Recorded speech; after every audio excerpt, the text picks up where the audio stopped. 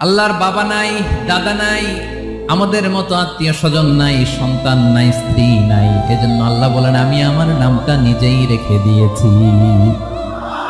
ইন্নানি আনাল্লাহু লা ইলাহা ইল্লা আনা ফা'বুদনি ওয়া আকিমিস সালাতা লিযিকরি। আল্লাহ নিজের পরিচয় দিয়ে বলেন ইন্নানি আনাল্লাহ, আমি হলাম আল্লাহ। তিনি কে? লা ইলাহা ইল্লা আনা, আমি ছাড়া কোনো ইলাহ নাই। তাই ফা'বুদনি, আমি আল্লাহর ইবাদত করো। ওয়া আকিমিস সালাতা লিযিকরি, আমার স্মরণে নামাজ কায়েম করো। আল্লাহ তার নাম কেউ রাখে নাই, তিনি রাখছেন। কারণ আমার দাদা আছে, দাদা রাখছে।